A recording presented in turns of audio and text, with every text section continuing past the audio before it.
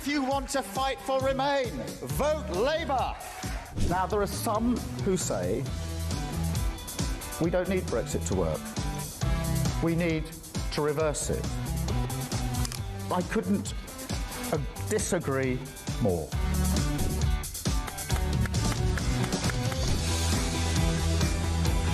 Day after day, there are new allegations of sleaze, of favours, of privileged access. And it's all very well the Prime Minister saying, well, say now, well, I'm paying for it. You've decided to repay £6,000 worth of gifts. Lord Ali is facing an investigation. I wonder how concerned you are that your biggest donor was not fully transparent. Are you saying you made a mistake? It was right for me to make those repayments. Thank you.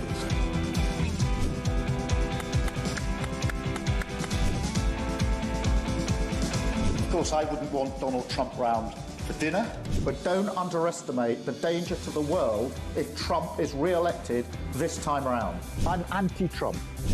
I would like to send my warmest congratulations to President Trump on his inauguration as the 47th President of the United States.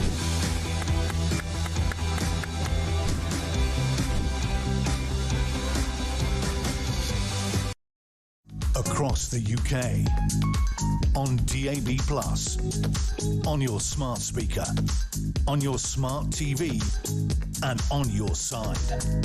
This is Talk.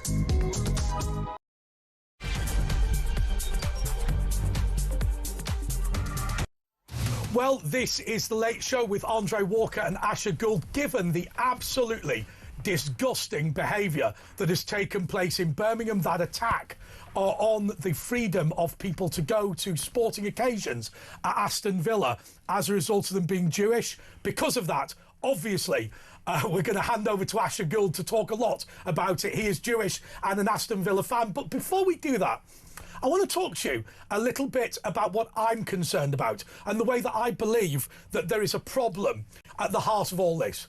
There has been a claim, has there not, that the reason why Tel Aviv fans were not allowed or not being allowed to go to the match is because there's been a petition by Ayub Khan. The reason is because of the genocide that's taking place in Gaza. But actually, that simply isn't true. There has been an operational decision made by the police that Jewish people attending the stadium on that night are in danger. Now, the Member of Parliament for Perry Barr, we often joke about them being the mad jihadis and all this sort of thing, that group within the House of Commons. But let's just be clear. When the British police say that a stadium is not safe for a group of fans, that is not because of a petition. That is not because of a protest. That is not people singing Kumbaya and handing out leaflets. I am telling you, Ayub Khan has effectively mobilised a fascist gang to come down and attack these people. And what has he told the people that are going to come to attack Aston Villa? We don't know. And what was the reason why they decided that it was too dangerous for Jewish fans to go there? What was the nature of the threat, and what was the involvement of the Member of Parliament for Perry Barr? Because as you know, on this show, we have a loose definition of terrorism. It isn't all just people who commit the actual crime. We think that when you use your position to bully people against moral decency and against democracy, that makes you a type of terrorist, not perhaps a criminal terrorist, but a type of terrorist nonetheless. I don't know what Ayub Khan did, but I will tell you, and I repeat it once again, it's not a petition that shut this stadium down. It is not a leaflet that told the Jewish fans not to turn up. The police aren't panicking over one or two people with placards. I'm telling you what's happened. He's called up the troops. And there is a concern now that the British police will be incapable of defeating them. Dare I say Islamic insurgency? No, perhaps I shouldn't, but I will tell you, we are getting very close to it, aren't we? When somebody who is a Member of Parliament for Jihadville Central, or wherever he's meant to be from, when we have a man who is basically taking up a megaphone saying Jews can't come here. Let's pretend it's a petition, lads, but we all know what you're really going to do. Do you know what I would do? And this is my message to Aston Villa, and this is my message to police, and this is my message to the military and indeed to Ayub Khan and his jihadi fascist gang. We should have no surrender. If those fans need to be brought in by armoured personnel carrier with F-35 fighters above them, that is what should happen. Because what we should do is say no expense spared, no cost too difficult.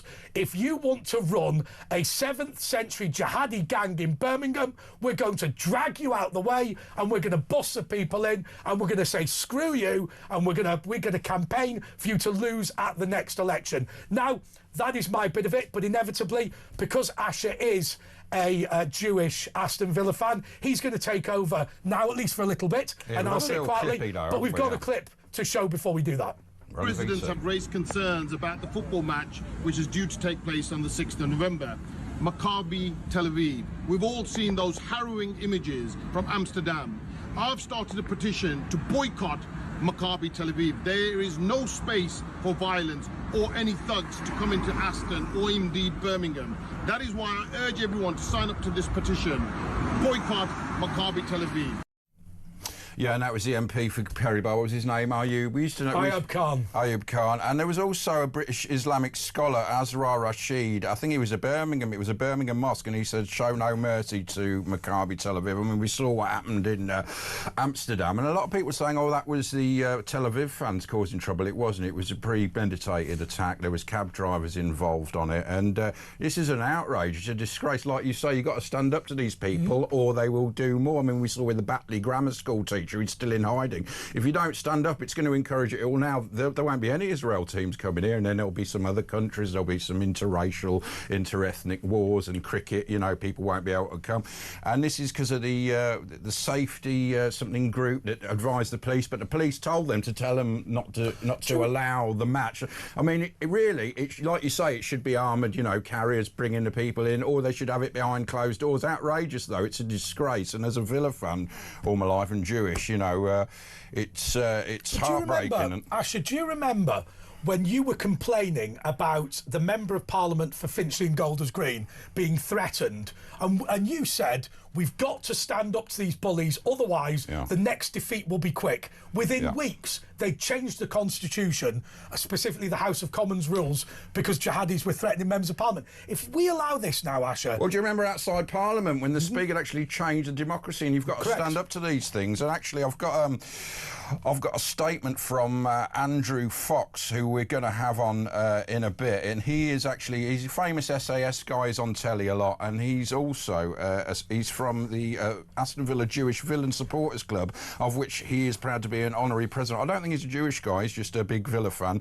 He says, in the summer of 1938, on a tour of Germany, the name Aston Villa became famous around the world as the only visiting team who refused an official request to perform the Nazi salute prior to kick-off. There's a famous photo of the England team doing the Nazi salute, which was the day after.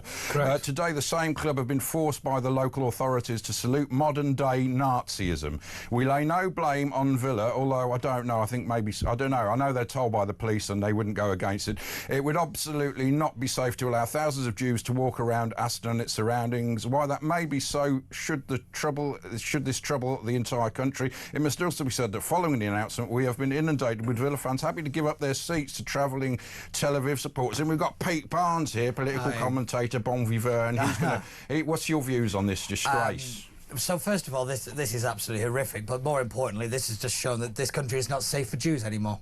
By the way, we've got Andrew Fox. I don't think it's safe for any of us. I don't think it's safe at all. Andrew Fox is going to come on at 1:30 to talk about this. As I say, he's the chairman of the Aston Villa Jewish Villain. Just want to go quickly.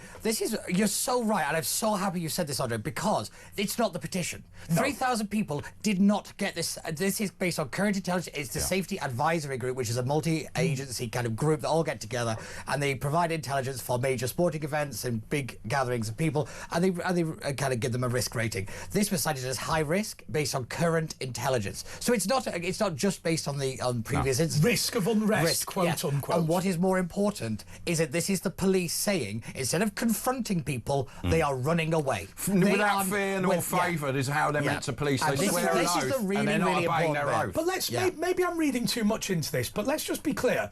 That phrase, fear of unrest, isn't we're worried about a demonstration, isn't even we think there's a riot. Unrest is an insurgency. Oh, yes, without a doubt. What they're basically saying is, to me, and I might be wrong, look, first of all, this will not be a protest, it will be a fight. Secondly, it will be organised. And thirdly, Villa Park might not be the only target. That is to say that this guy could organise an attack, and it's just as likely to hit the City Hall, just as likely to hit the Bull Ring, just as likely to burn down the library as it is to be an attack on Villa Park. That is when you are starting to talk about a de facto military force, a what we would call a militia, if you like, an Islamic militia, which is now deployable to attack major infrastructure of the United Kingdom. A line has been crossed. Oh, without a shadow of a doubt, the line is a dot at this point. They were that far past it. I think we're looking at the next Christian act, if we're being brutally honest. I think Jewish businesses and these Jewish community hubs are under direct attack and threat now. It is undeniable. The police's actions here have confirmed this. This is what's really, really important about this decision, is that it has confirmed, West Midlands Police, that they can't protect a community in the United Kingdom. And that is a staggering admission of failure at every single level. And we have the Labour Party, the government at the moment, warring with itself over the chant from the river to the sea. Sadiq Khan says it's anti-Semitic, Keir Starmer says it's not. If we can't even agree on that, how do we plan to keep people safe? That is the absolute absurdity and the perverse nature of where we are. But Asha, it is ridiculous. Sorry, I said that. I mean, there's just so much to talk about. I'm sorry to keep interrupting.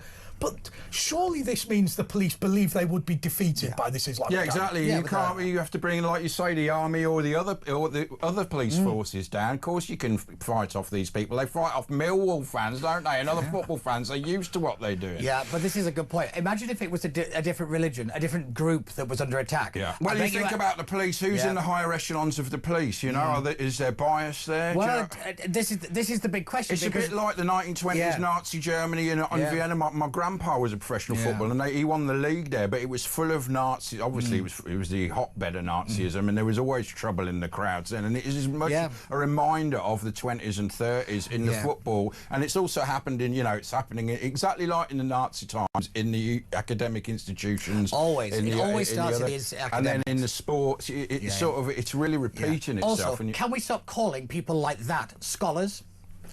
These people, they're hate preachers. Can we call them what they are? Why are they investigated by the police? Exactly. I mean, Talk did that investigation. I'd very much like to know, has what this MP done not incitement to violence? Has he not incited? If you're putting Lucy Connolly in prison, it's ridiculous. It actually cancelled the match, really, this incitement. I mean, I've asked the question, and I genuinely don't know the answer, but to me, the risk, what he's saying, it was me that did it. So point number one. Point number two, they're saying it's unrest that shut it down, not the petition. So one would assume that he has stirred up some unrest. Now, is that unrest, I've said, might go as far as an Islamic insurgency? And I know that sounds like inflammatory language, but that's what we're talking about. Look, he could be done for sedition, he could be done for treason, and my honest view is, if what he has done is stirred up a quasi-military force to attack the city of Birmingham, then I'd give him life. More importantly, why hasn't West Midlands Police knocked him back? Said it's nothing. But that's the point. They're not going to do that. They should do, because that would... investigating the preacher the fact they haven't is going to feed a narrative, even do you know if it's not. Do you know what we should do? Terrible. We should change his name by deed poll to Tommy Robinson. They'll be straight there. Without a doubt. It's absolutely ridiculous. But I cannot believe that we've got to this point. Well, I can, because I think this was always going to end here. Once you allow... Well, it's not going to end here. It's going to carry on, isn't it? Asha, can I ask you this question? Because I hear you and the producer, who's also from the Midlands, talk about Birmingham, but can you give us a sense about how Birmingham has changed? Because my feeling is that if you were a Jewish person now going to Villa Park, you might walk past through territory which is now basically not British anyway. Yeah, I mean, I was actually going to go to the match in a couple of weeks. I'm definitely going with the skull cap. But yeah, like, apparently... No, I'm going with a skull cap that says, "We love the IDF," written on the back. Birmingham is very much... I mean, more than London. I mean, you know, London is, what, 40% now British, and in Birmingham it's similar, but actually, if you look in the central areas, it's literally about 5% in certain areas are British, and there's a whole circle, and it's a bit like in London, the central... Yeah, the south cities moved out. I think Manchester's pretty similar in that regard. It's unrecognisable.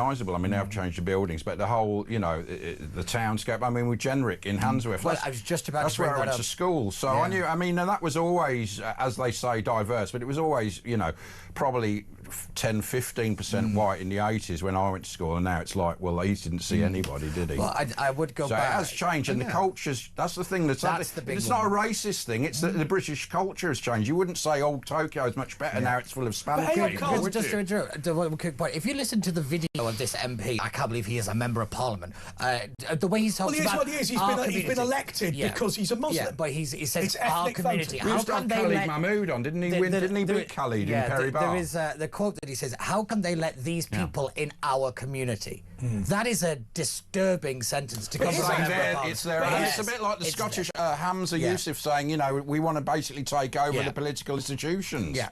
But his attitude, which you hear quite a lot from these people, is, and when I say these people, I don't mean Muslims, I mean nutters. But his view is, look, Birmingham is an Islamic city now. This is Islamic territory, and you are required now to support the Gazans, and you are required to support Hamas, and you are required to support Palestine Action, and you are required to be an anti-Semite. Yeah. If you don't like that, you are going to leave. There's not a decision here. There's no debate that Aston Villa's been given. Well, the priest said it's a religious duty to do it. You know what I mean? And that will come above the law. And this is where I go back to the point, because like Twitter said, savaged me or whatever the other week when I said that I don't think mosques have condemned the attack enough. Some are better than others. Don't have hate preachers. But, you know, there are some. Again, it is up to all of the Muslim community to come out and condemn this act, because where is the moderates? Because you're the only ones that can say that we can sit on the sidelines and do whatever. We saw the hate after the synagogue attack, didn't we? We saw the hate the next day. Let's talk about Islamophobe of the Year that they gave to Charlie Hebdo.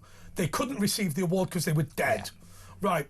Always remember, the attitude of the Muslim Council for Britain was machine gunning innocent people was bad, but insulting Mohammed was worse. Yeah.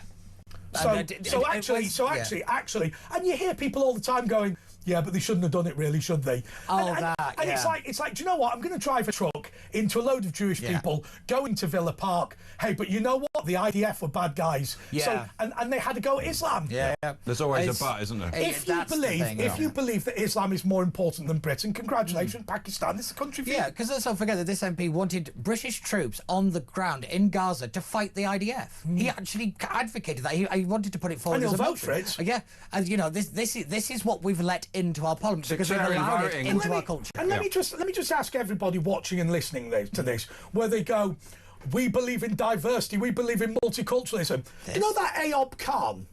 If you lived in his area and your Christian daughter didn't want to wear a niqab or a burqa, do you think he's going to respect your actual opinions on that? Do you think he's going to say, hey, Jewish people don't have to wear it? He is only this belligerent because there's only 10 of them. Yeah. If there's 500 of them, I guarantee you, all that queers for Palestine... and that's why Labour are kowtowing to them, to this vote. Well, this is why they recognise Palestine without even saying release hostages. Yeah, when you look at the kind of the big scholars throughout the Middle East, they always say they use the left because they are the useful idiots. They carry the ideology forward, and then the Islamists, and then the Islamists turn on the left. It happens, and then they get murdered, like as in Iran, as happened in Lebanon. Turkey's voting for Christmas. Yeah, it is staggering to me because it starts with the Jews and it never ends there. So I'll tell you what, we could 0344 499 1000 if you want to get in touch. I personally would send in the army. I would shut the streets, and I'd go further. I'd fix bayonets if necessary. But what I would say is this: no, no, no, no, no, Mr. Khan, you are not shutting down the King's Highway. Yeah. We will open it, and we will open it by force. And if you want to run at the British Army, we'll just open fire. Yeah. Doesn't bother me. Because I'll tell you what has to happen. We have to say, no, you little scumbag. This is Britain. We've seen all your games. We know all the things that you're up to. They're listening to your phone. They're never going to admit it all in court. All the money you're raising and all the work you're doing and all the friends you've got in the Middle East. We know what you're up to, but you're not shutting our highway and you're not shutting our Villa Park. And actually, we can speak to Andrew about that because he's an expert in that being of crowd control. He's coming up next, and we'll take a little break, and we'll back with Andrew Fox, SAS soldier and chairman, I think, honorary member of the Aston Villa Jewish Villains. We'll be back in something like that. It was called. I'll tell you in 2 minutes.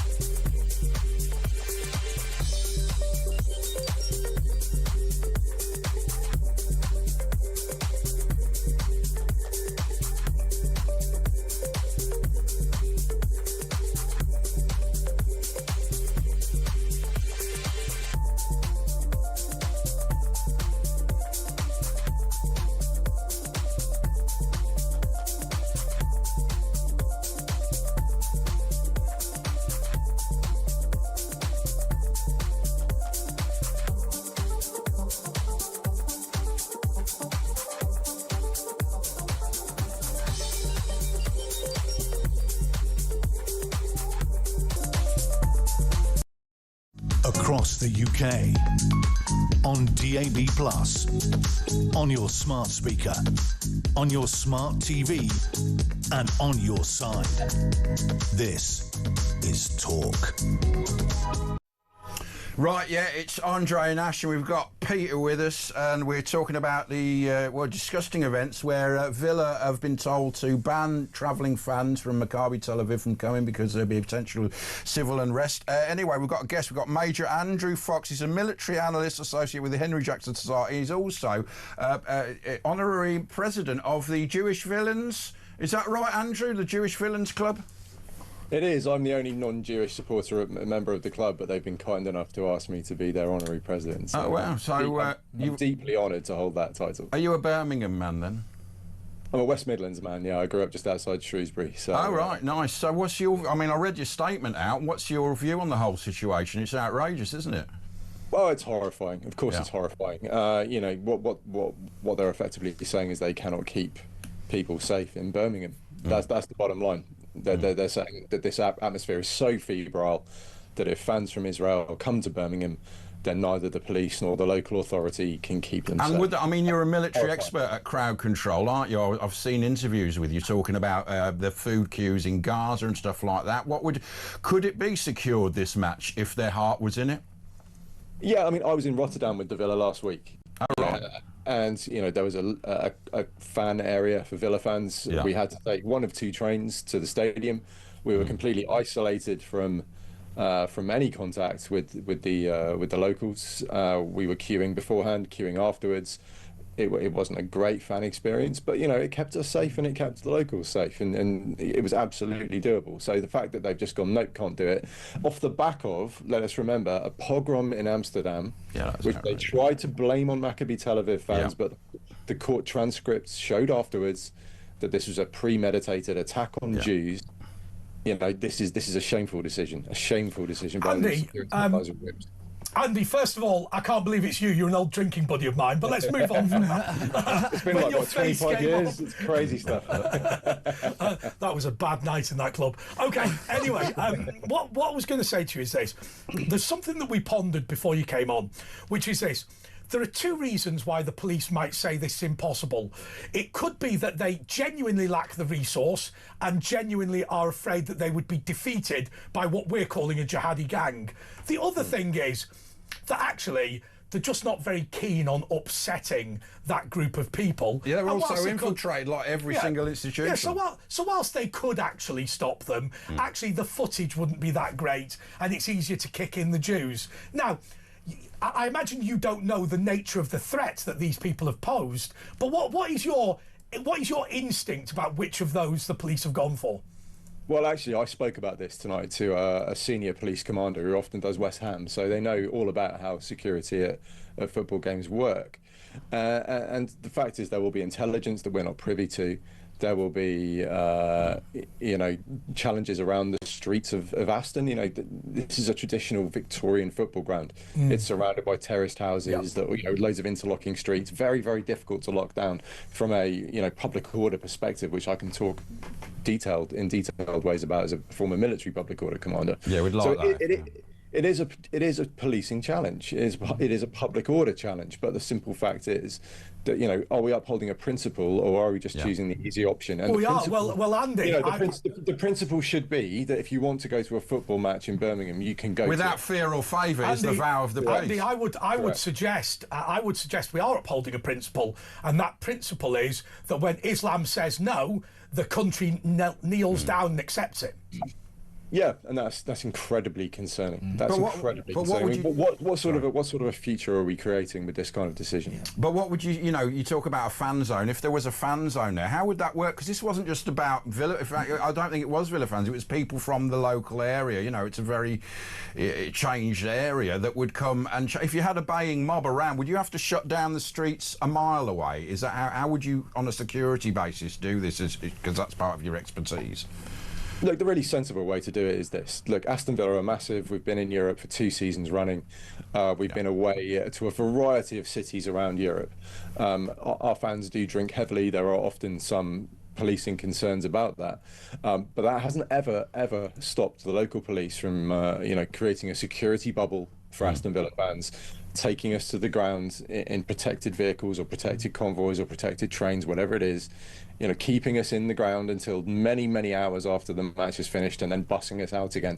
This is just how it works in every away city in the world, unless you are a Jewish Maccabi Tel Aviv fan, in which case the game is shut down. But is there a difference? That's the killer difference. Because obviously football violence is very violent, but it doesn't include explosions, guns, maybe machine. Would they be worried about a terrorist attack? And do you think this has been G'd up by this imam in Birmingham and this MP from Perry Bar in Birmingham, who've basically said, they shouldn't be coming, and if they do come, you shouldn't have any mercy on them? Andy, I do want you to answer that, but I just want to add in to everything that Ash has said. What about this word unrest rather than fear of violence, fear of protest?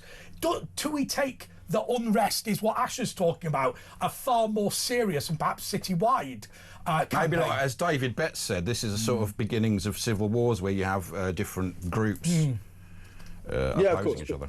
Of course, potentially. I've not pardon me, I've not seen the evidence. I'm not going to speculate on what the threat might be. But my goodness, in the last 2 weeks, we've seen an attack on a synagogue in Manchester where 2 people tragically lost their lives and a third not person was killed by the police, who was the perpetrator.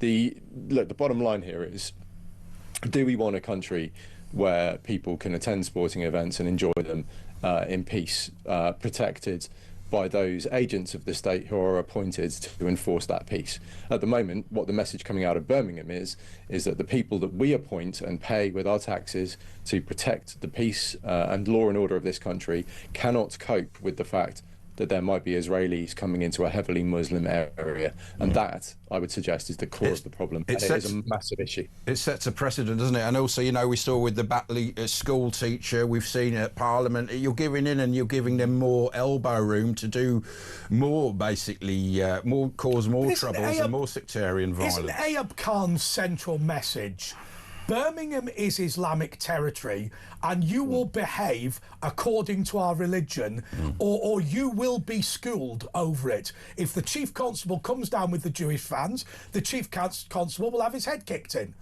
Because this is a Muslim area, this is Muslim land, this is Muslim territory, and Islamic rules will apply here. And if you don't like that, then we're going to beat it into you. Yeah, and look, the MP we're talking about was elected on a Gaza ticket. This is a Gaza MP. He's not the MP who's looking after the interests of the good people of Birmingham and Perry Barr.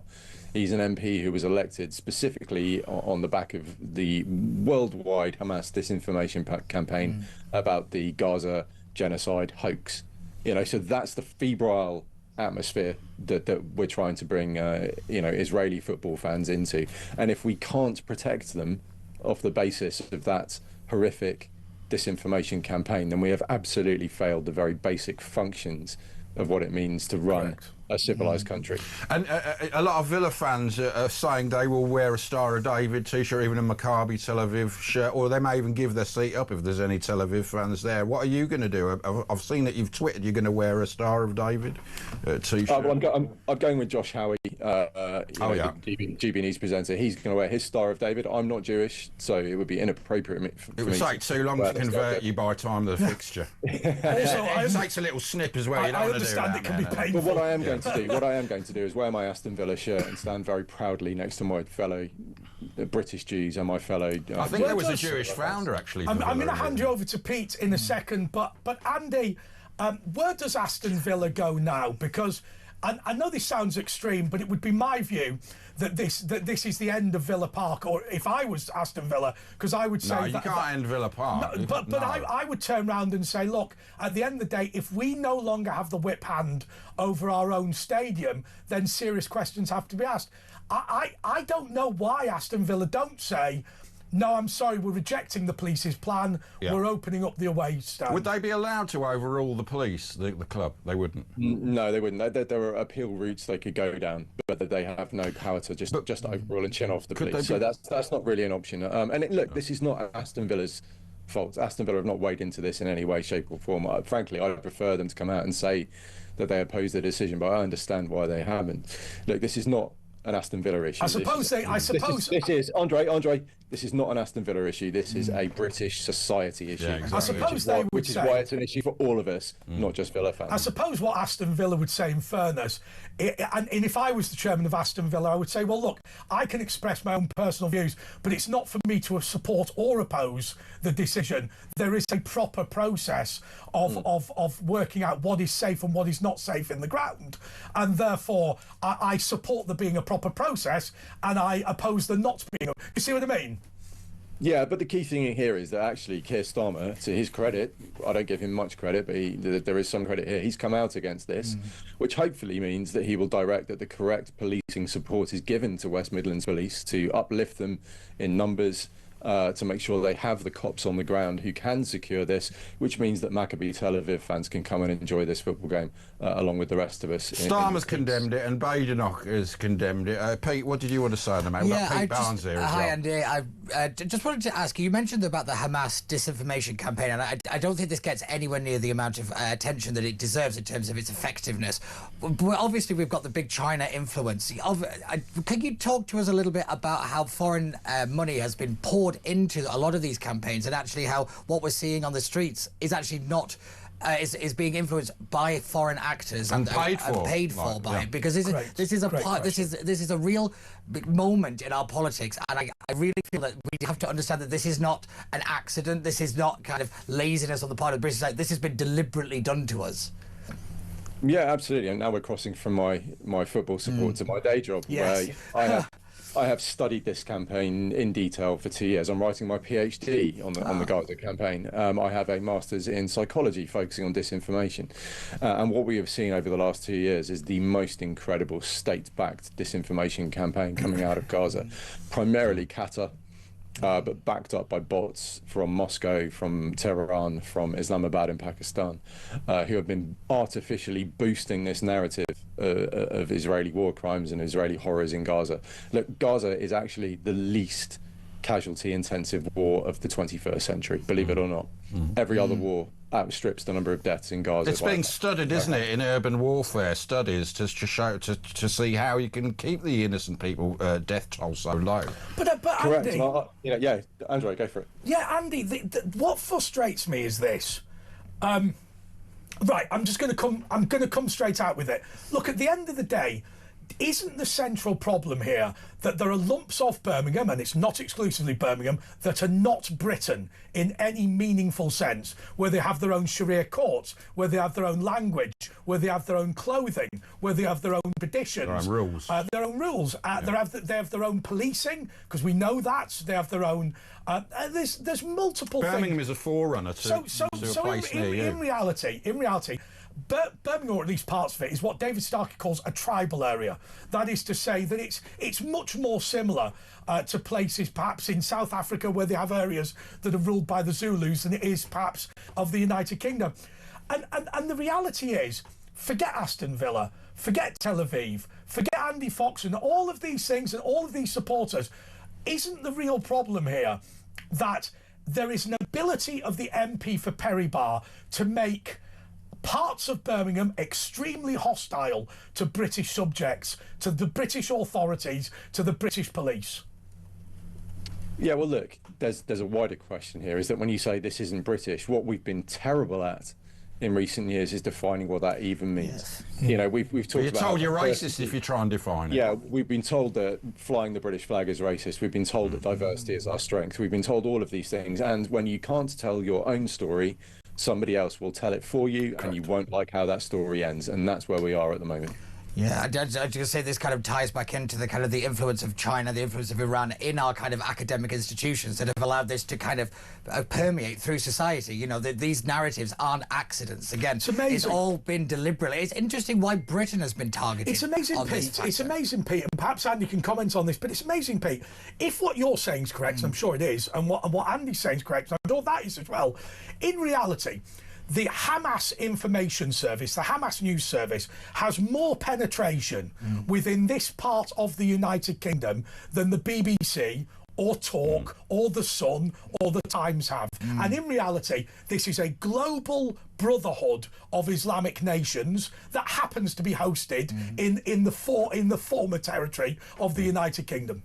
Yeah, I think it's interesting that actually, I think a lot of it has really been coming from kind of celebrities and the kind of the cultural aspects. If you look at people like Gary Lineker, you know, the kind of the normalization of narratives, I think, is a really important thing. It's not extreme to start sharing or start having anti-Semitic opinions. They've kind of, in a way, not like kind of made it not acceptable, but not as horrific in a way. Exactly. I think they've kind of muddied the waters and they made it more complicated than they needed. This academic. Do you know what? If I stood up, I suspect if I stood up in this community, running for council with a megaphone, going, "If you vote for me, I'll throw all the Jews out," it wouldn't be a vote loser. Andrew, we've got to go. Just quickly, we've got to go to a break. Are you an optimist or a pessimist about what's going on in the UK with all this carrying on? Will there be a reversal in it, or...?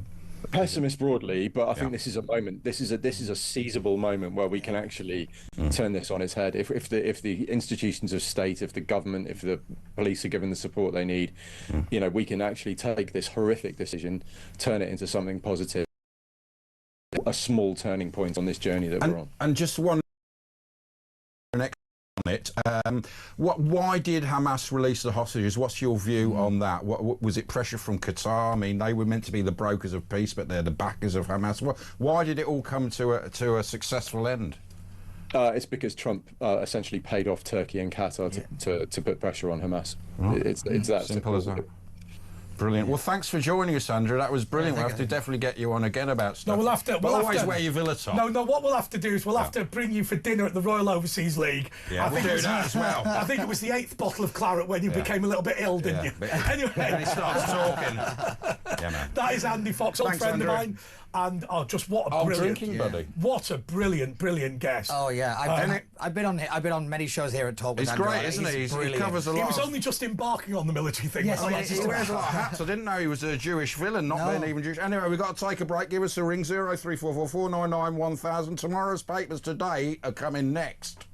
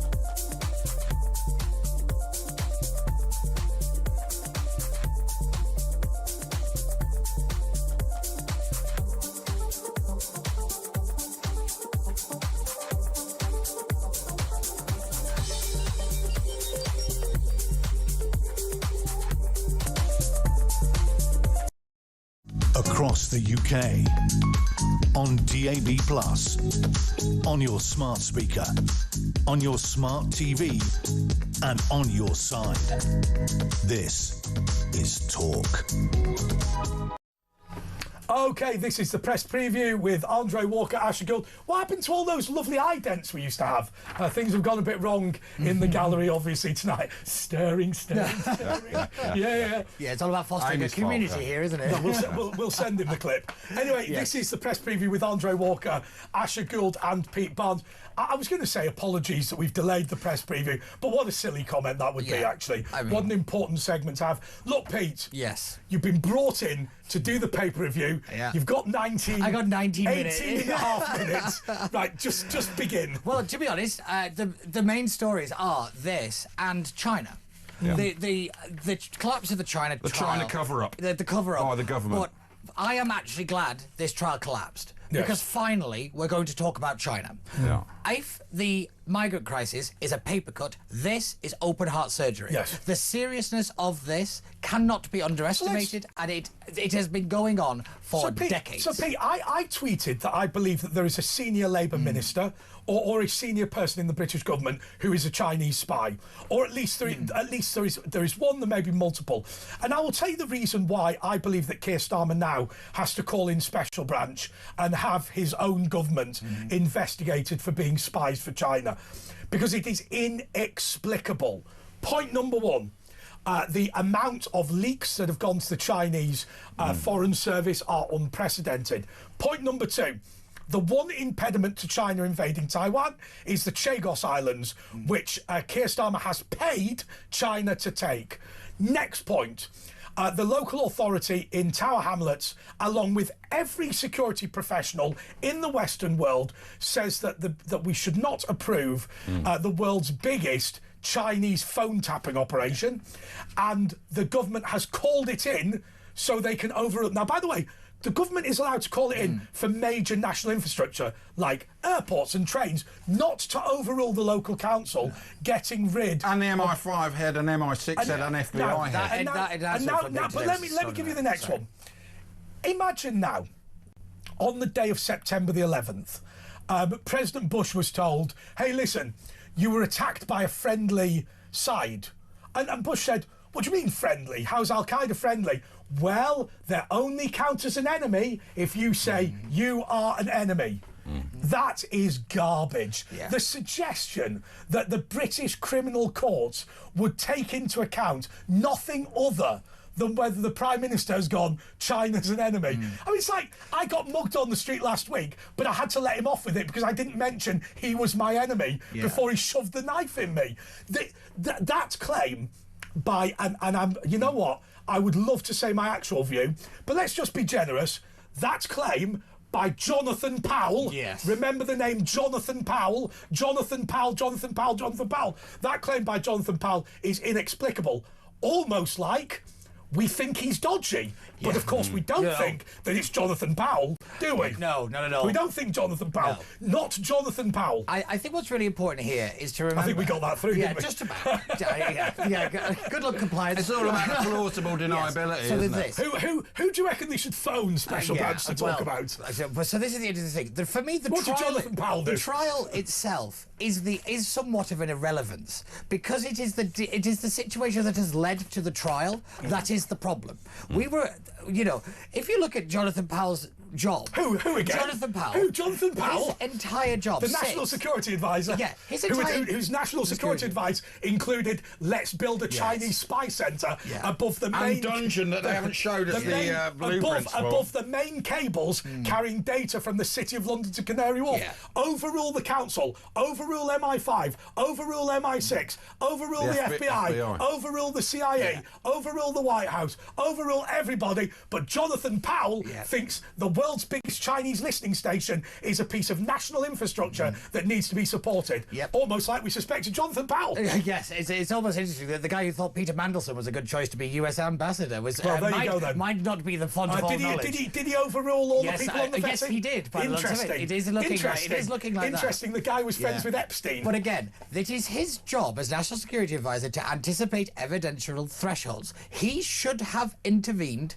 in this. Almost As like in- he, almost like he didn't. Almost like Yes. he deliberately didn't do it. It's either incompetence or he is complicit. Almost like he deliberately didn't do it and then nobbled the Crown Prosecution Service. I do want to go back to. Do you remember Christine Lee? She was the Chinese spy. Yes. She was accused of all this stuff, and it is actually because of that situation we now have the National Security Act. We now have what's known as the Foreign Influence Register Scheme. You know, we have all these things because of that incident. It is not a new thing that China is doing this. They have been infiltrating and infecting the British state at every single universities level. taking intellectual property. But it's not just that. But everybody... Just one second. They are in our utilities. They're in our energy. They are in our economy. They are in our defence. They are in our data If it's security. not them, it's Qatar. More important, they're in our water. They're in our electrics. Everything. They have that nuclear station down in Somerset. Sizewell C. TikTok. All of it. And Hinkley Point. All of it. Yeah, Hinkley and what Point, is more important, they control the economy arteries. In other words, port access. Yeah. It's Flextel. It's Liverpool. And more, what they do is they don't take over the main bit. They take over the subsidiaries. Yeah. So they control the supply chain. If they don't want Britain to do something, they can very well, with 3 clicks of a laptop, shut us down. And we have allowed that to happen. Our economy is so anemic and so in need of their investment that we are reliant on the people that could end us at any minute. Pete. I cannot stress to people how important this is. Pete, and it's ridiculous. do you? I want to just reiterate my Jonathan Powell point. Jonathan Powell? Who's he? Who's he? Inexplicable, his decision.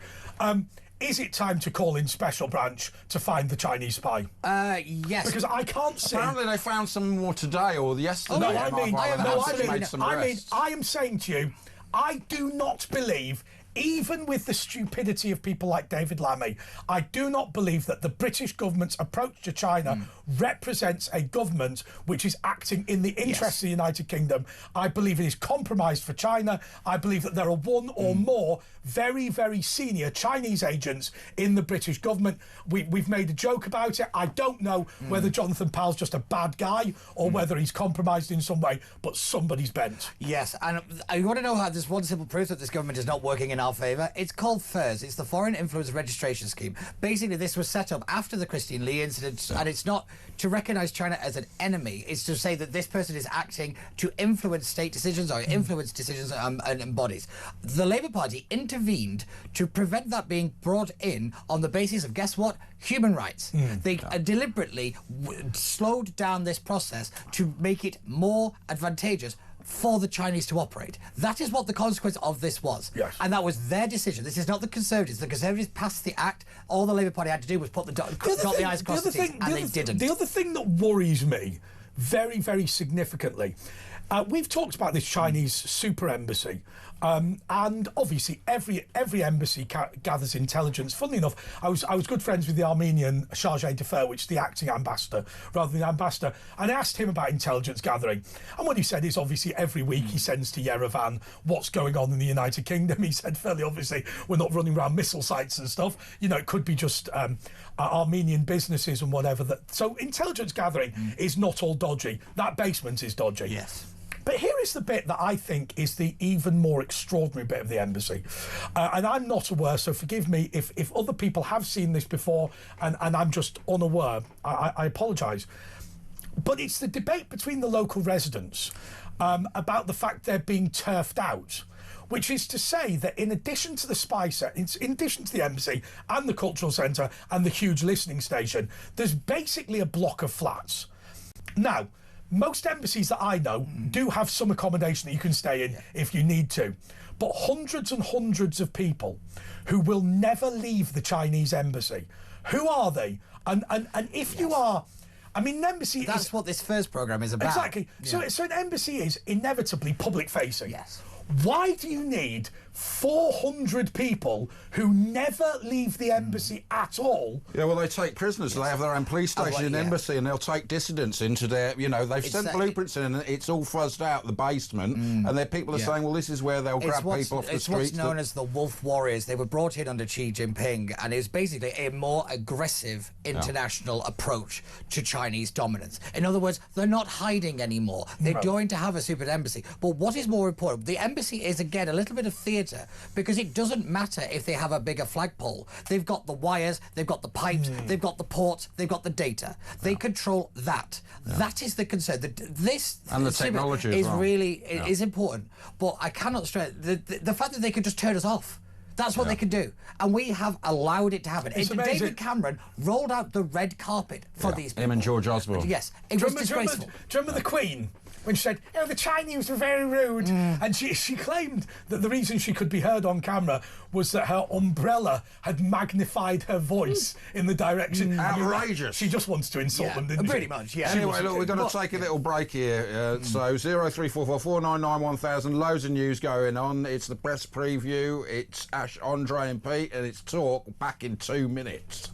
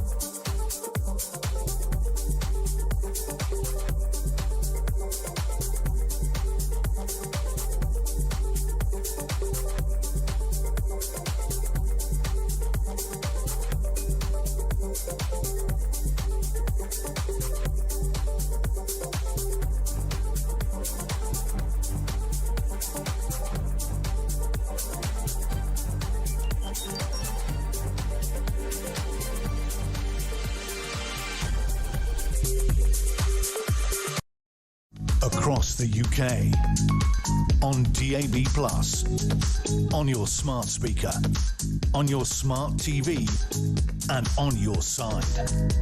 This is Talk. Yes, this is a press preview with Andre Walker, Asher Gould, Pete Barnes and Jonathan Powell. Jonathan Powell. Not dodgy at all. Yeah. Which one are you concerned about? No, don't mention We it. just have to disagree with all the security services. Yeah, he just literally walked in and said, what are we going to do about China? Agree with Beijing. Yeah. Perfect, Jonathan Powell. To bring it back to the press preview bit, I want to point out that the fact on the cover of the Daily Star, it's on the cover of the Mirror, it's on the cover of the Daily Telegraph as well. This was the intervention by the director of MI5 today. This was an extraordinary speech that he gave. It's basically saying that we do not take China seriously, and it is about time that we did. The fact that this guy has got in front of a TV camera and said this is astronomical, but it's not the first time. If you remember, the MI5 issued an influence alert within Parliament that was read out by the Speaker. It was that important, where they said, spying is happening here, and everyone went, OK, and we just carried on as normal. This is not just... But they use the law, don't they? Yeah. And Starmer will use the plausible deniability, but, you know, I know Nigel Farage was saying, you know, has he misled Parliament? Could this be another Boris Johnson situation? Yeah, literally. He might have to resign. He's misled Parliament over Peter Mandelson, he's misled Parliament over this. this is beside Parliament. But you're meant to resign under the Minister's Code. Yes, that's the problem, isn't it? The Minister is deciding the Minister's Code. I mean, obviously, we've talked about spying and Jonathan Powell multiple times. Everyone's going to remember that now, aren't they? In fact, that'll just go viral now. He's got real problems. But you spent a lot of time in politics. It is incredibly difficult, isn't it? Because, I mean, I certainly remember when I worked in the House of Commons, which I worked in for quite a reasonable amount of time, you would meet all sorts of people, do all sorts of things. I mean, I remember, well, I threw somebody out of my office once. Did you drag them out by their ankles? Yeah. Well, I actually, I'll tell you, when I was in City Hall, there was a lovely young lady from a Jewish organisation, and I was going to have the door locked on her because she threatened me, related to the Foreign Service. Now, the point I'm making is there are a large number of people who are trying to help respective countries who go too far. It's not very easy to draw a line, is it? Well, this is the interesting thing, isn't it? Is where do you draw the line? And actually, the fact that China, as I say, with what is known as the wolf warriors, these are aggressive. They deliberately target politicians. They go after, certain people who are influenced. And more importantly, they try to take down the people that criticise China. And I use the example of Ian Duncan Smith. He has been, he was censured. He has been not allowed in China. He's banned from China. He's he has some Chinese heritage himself. Yes, I think that's the point. And you know, this is the point: is that we had a member of Parliament censured by a foreign government simply for criticising their human rights record, and there was a campaign so well organised against him that people thought he was the bad guy. This is how organised and professional and dangerous this stuff is. Do you remember Tony Blair got the police to cover up the protesters, the Tibetan David protesters? Cameron did the same thing in Manchester. I had a friend of mine. Who used to regularly criticise China just in his job, and he said the embassy would be on the phone, and obviously. And I'm not being funny, because they're speaking in quite thick Chinese accents. It's fairly comical to listen to, and particularly the turn of phrase and whatever. But he said, look, they would phone up and openly threaten you. Yeah. Now, I'd find that quite funny. They even threatened our mate Brendan, Dr. K, the pianist at King's Cross. He was another one, but also... He got you can't film me, and the police agreed. They didn't like his boogie woogie. There's also the Tom Tugendhat, the Tory MP, was in Parliament today, and he said his office had been ransacked, it had been turned over, his home had been monitored. This is a British member of Parliament, a person elected to represent the people and the state, and he is being targeted and attacked by a foreign state and power. How are we not calling them an enemy? This is the reality. We're about to give them an embassy. Yes. We know why. We all know why. We all know why, and it is crazy. I understand the government's position because of the economy. We can't go after them. Pete, I'm really sorry. I'd completely forgotten that if you are listening to this on Friday morning, Mike Graham is up next. It's going to be, it's always an amazing show, but obviously it's such a big... top on, Mike. It's such a big day for the news today. 0344 499 1000. Please do stick with Mike. And, what else can we say? He's coming up right about now. Good morning. I'm Mark Graham. It's going to be a great day. Keep it on talk. Anyway, have we got... Pete, in the last minute, I always ask you for your predictions for the future. How worried are you about the Chinese thing? Oh, I've been worried about it for, since I got involved in politics. This has been one of the biggest issues we have not faced for a long time. You know, we talk about Russia and all this stuff. China will simply repossess us. That is the reality of it. They control but it's coming to the fore now, isn't it? Yes, and this is the point. It's because China's slowing down. But we had exactly the same thing with Ireland. When Bank of Ireland went bust, all the property that it owned all got shut down. It was all of our... My mate says China's economy is going to fail, and to be honest, you can't run a business there because it's an authoritarian government. They could take it off you, and your house you never own. It's not really set up for business. Yeah, social credit score, hello digital ID. Listen. What the Chinese are doing, and what they're doing incredibly effectively, is this: the Americans innovate, the Chinese imitate, and the Europeans regulate. Back in a couple of minutes.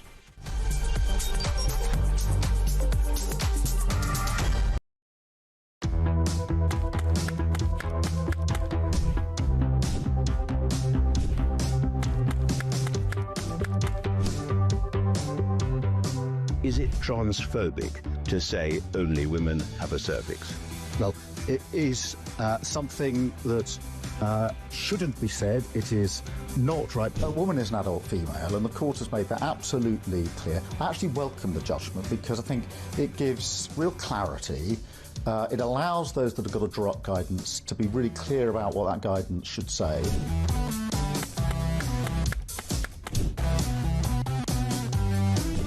If you want to fight for Remain, vote Labour. Now, there are some who say we don't need Brexit to work. We need to reverse it. I couldn't disagree more.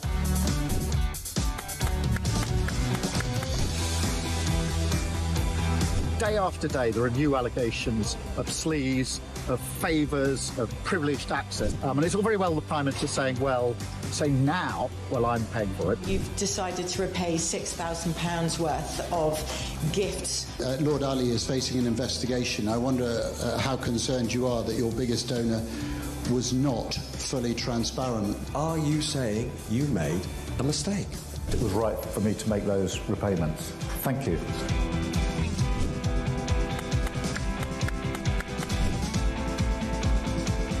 Of course, I wouldn't want Donald Trump round for dinner, but don't underestimate the danger to the world if Trump is re-elected this time around. I'm anti-Trump. I would like to send my warmest congratulations to President Trump on his inauguration as the 47th President of the United States.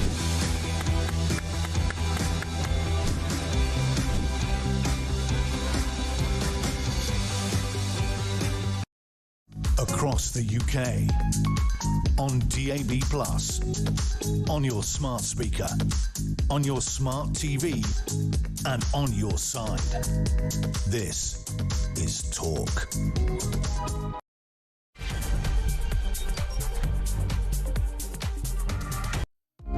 Well, listen, I think the easiest thing to do is just go straight to the phones. Yeah. It's Andre and Ash. It's a big day for news. Everyone knows what the issues are. Tristan is in Southend. Tristan, you're on Talk.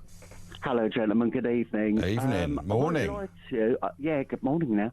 I won't lie to you. I'm devastated and heartbroken tonight. About the Villa, about what's going on at Villa Park, banning the absolutely. Maccabi Tel Aviv fans, or the police banning them. As you know, I'm Jewish myself. Now, I've got a question to ask. Shoot.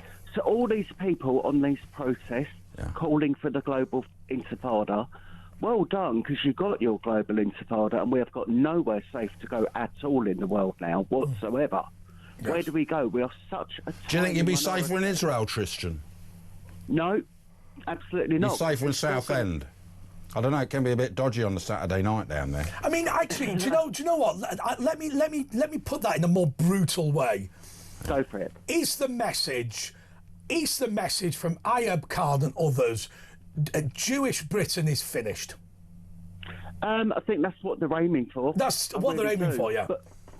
But where do we go, Andre, that's safe in this planet? There is nowhere, absolutely nowhere. Now, I'm sorry, my question is to the protesters, what have, and I'm going to say the first word very clearly, British Jews ever done to you? Well, they would say these were Israeli Jews. That's what they would say, isn't it, at this point? They would. But I'm sorry, to every other British person who's not standing up and being counted, because I know so many are on our side, the majority, in fact. Yeah, we've got an email here from someone. I mean, I think more the bigger issue is what have Israeli Jews done to upset you? Because actually, there is something which I've noticed about Israel. Yeah. So. One of the things, let me just ignore Israel for a minute. One of the things I'm extremely concerned about is the collapse of Russia. So I believe that Vladimir Putin is a nightmare. I believe that the misadventure of Ukraine is awful. The corruption is terrible. All these things. However, I'm a strong supporter about the existence of Russia, and there are some threats and challenges to that. What I do not understand is if I disagree with President Macron, I go, oh, what's President Macron up to? And nobody believes that old woman. No, joking. But I don't say, let's abolish the French Republic, right? What I find really bizarre about this is where you go, imagine there was a genocide in Gaza, right? Imagine there was. Who cares? Fine, let's just accept it. You know, you wouldn't say that the British had a genocide in Kenya, which we also dispute was a genocide. Let's abolish the United Kingdom. But they don't oppose real genocides like in Sudan and like the Uyghur Muslims in concentration camps in China and like the Christians in Nigeria. I mean, this is genuinely a genuine genocide, so we know where it's all coming from, really. It's anti-Semitism. It's just pure racism. But it's all about saying if you are unhappy with what is taking place in Gaza and the West Bank, and I have to say I'm largely pretty happy with it, but okay, I mean, it's an awful situation for the people on the ground, but the work needs to be done to get rid of Hamas. But if you are unhappy with that, the solution is to abolish Tel Aviv. And forget the football club. Well, it's to abolish Tel Aviv. That's what they're saying. Yeah, I'm sorry, this can't go on. By the way, let me tell you something, Tristan. If you think, and I know you don't, but if one thinks that this is all about Israeli Jews, have a go at walking around there in a skull cap if you're British. Absolutely, yeah. We'll send you down there, Tristan, with a skull cap, and we'll see what happens, man. Yeah, the next thing that's going to happen is we won't be allowed to walk down Muslim streets because it'll be religiously provocative. Then well, they was sort of. They had this. They did have something similar like that in the East End. I just want to ask you, Tristan. Yeah. What's your message tonight to Britain? Because obviously we've got, it's very easy for me. You saw what I said. As far as I'm concerned, I've got a wide definition of terrorism, and as far as I'm concerned, shutting down the streets to Villa Park is an act of terrorism. Fix the bayonet, send the armoured personnel carriers in, and if Ayub Khan wants to jump in front of the armoured personnel carrier, good luck, because it's high-grade steel. But I'm not a Jewish person who's under threat. What is your message? My message is quite simple. In 2029, we have a big decision to make in this country. And what it will be is if Britain continues to exist as we know it, or if we can save it again. We need to leave that ECHR as quickly as possible and do what Donald Trump has done. I'm sorry, certain countries of the world should not be allowed to immigrate here because they bring their country with them. They do not fit in with Britain and our way of life. OK, thank you, Tristan. I want to say hello to Spider, and also Spider's a nickname, but I want to read out this message simply because one thing that we absolutely love and respect and support on this show are patriotic Muslim people who get in touch. We've got callers who disagree with us on bits and bobs, but are fundamentally, if you cut them open, they will bleed red, white. It's Janine, by the way. Blue. Sorry, Spider is the name on the thing, so I apologise. From Janine in Northwood. Hello, Andre and Ash. I don't know why it was probably... Hi, Spider. OK, it's there. Look, it says at the top. Janine, yeah. OK, from Janine in Northwood. I'm disgusted that as a white British Muslim who was taught to be Quranic and who was taught in Quranic classes that you follow the law of the country first when you live in a non-Islamic country. The Islam I used to know was kind and caring. It's now full of people who dictate and who think it's my way or no way. These people make the decent, God-fearing Muslims of this country look bad. It scares me how people can dictate who can go to a football match, i.e. you can go as long as you're not Jewish. What sort of a country am I living in? It's not the Britain I grew up in. Football is one of these sports that unifies the world. So where they can get off dictating, how can they go to a football match? I was brought up to respect other people's beliefs and not put them down. If it wasn't for Judaism, we wouldn't have Christianity. Judaism is the foundation of all the world's religions, and I'm hopping mad. Well, let me tell you this, Janine. I think it's important from the chairs that we sit in to remind people that one of the great failings we've had is that we have allowed Ayub Khan and his bunch of militants to drown you out, I think is the best way. And I think what we would always like to say, Asher and I, is that those people... And I know it's a struggle because there's not many people who are willing to put their head above the parapet. But if you are one of the Muslims who sticks your head above the parapet, don't have to agree with everything Britain does or everything Israel does. Certainly we don't.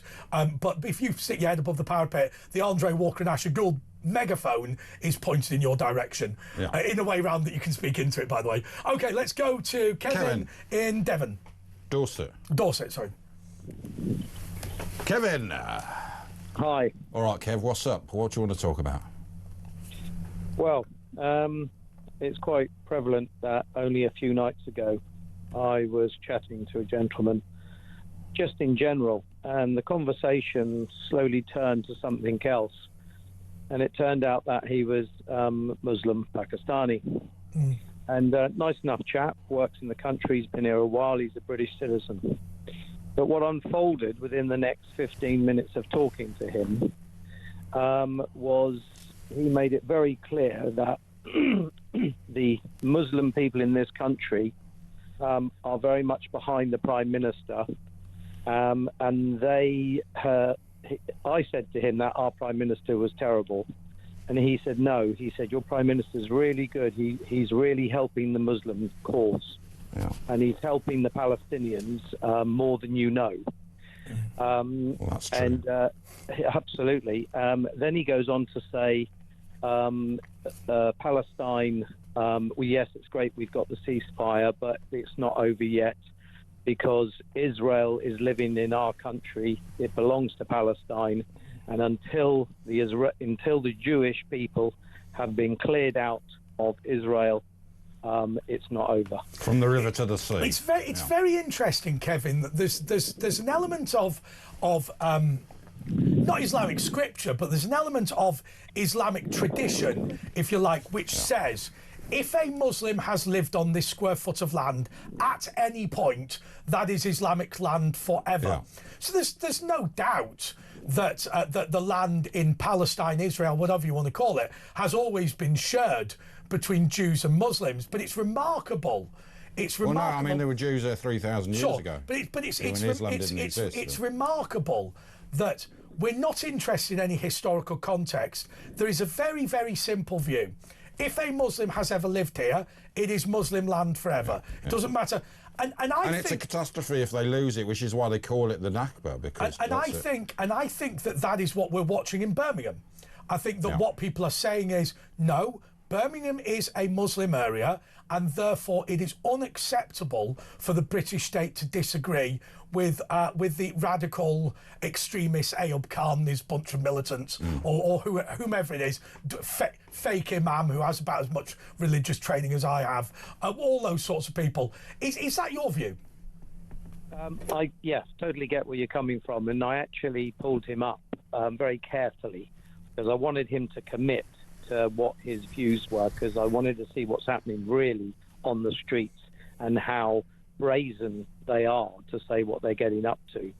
And I said, but hang on a minute. I said, if you get rid of the Jews from Israel, I said, the original people of Israel and that area was not Palestinians, that were not Muslims. I said, they were Hebrew.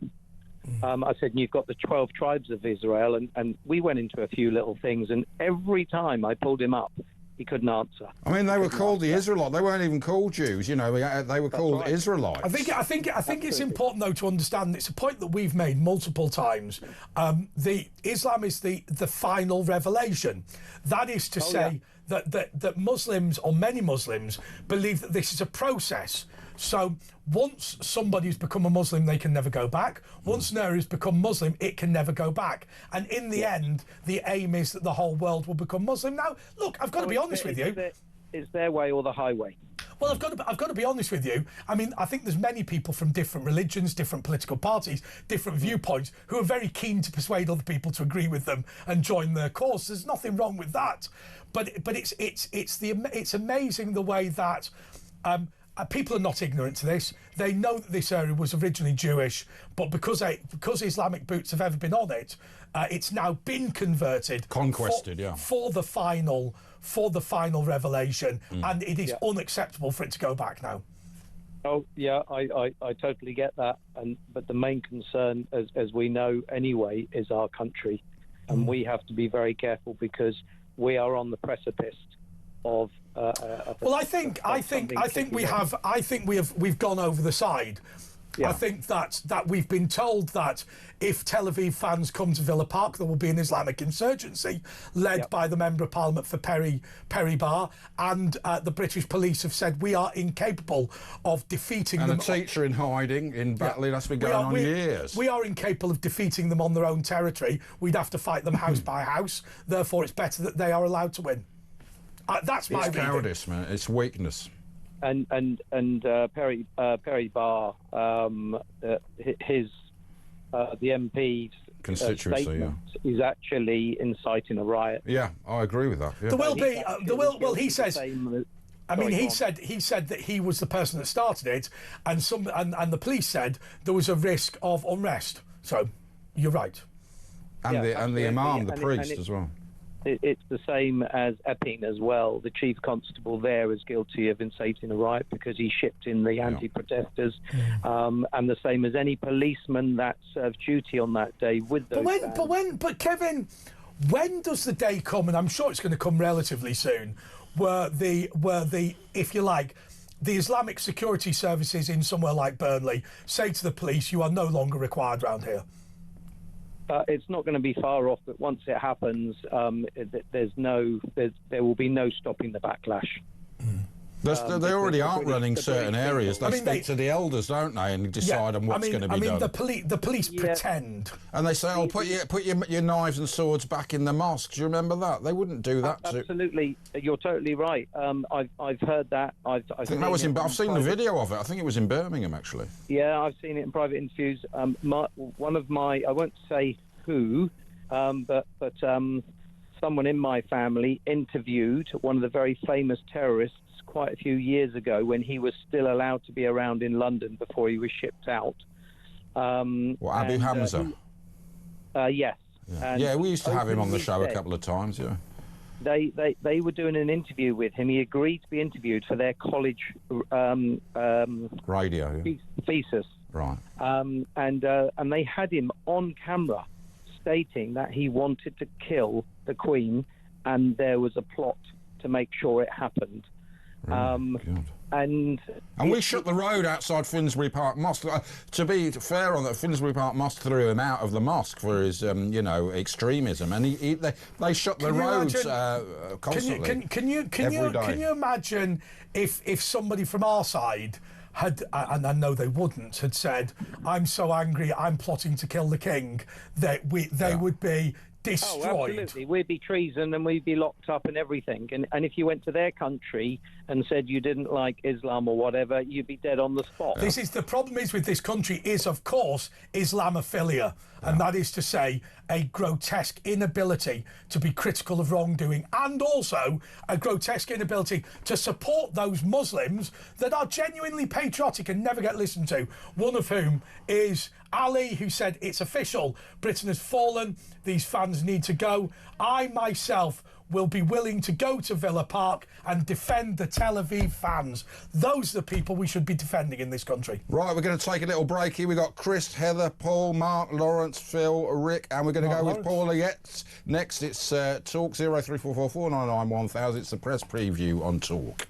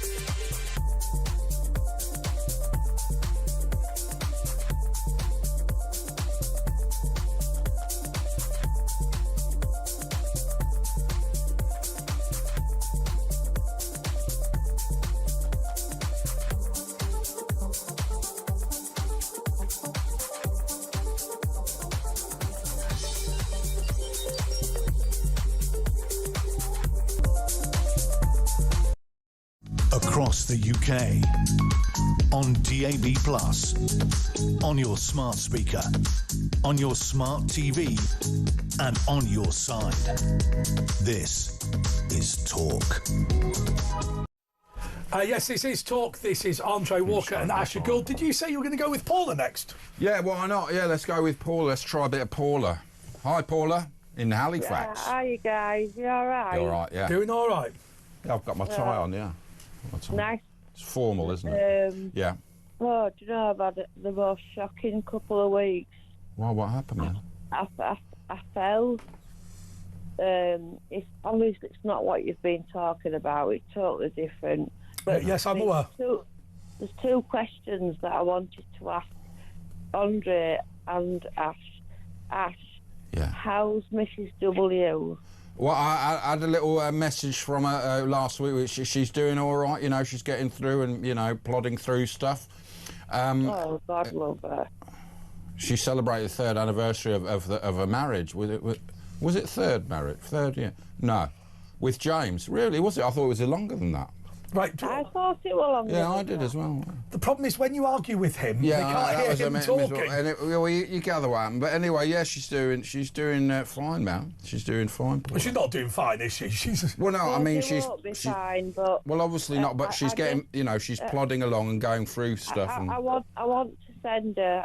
If you're listening, Mrs. W, I want to send you all my. She's still doing a podcast, Tales of the Whales, and you should listen to that. She doesn't do it weekly, but it's really interesting. She's showing her. She's still doing it. Yeah, she's doing it on her own. Well, obviously, I think there will be a point when we will bring her in, but at the same time, there's been there's been that much going on. What with him being ill, then with him dying, arranging the funeral, and all that sort of thing.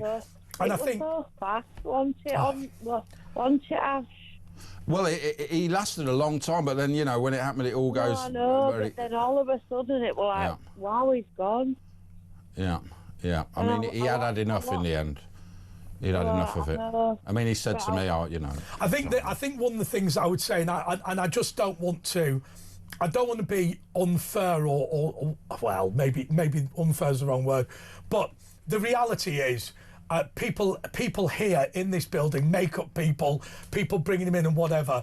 You know, there was a significant decline, which might not have been obvious watching on camera. Yeah, it declined. He was ready to go. He wanted to go.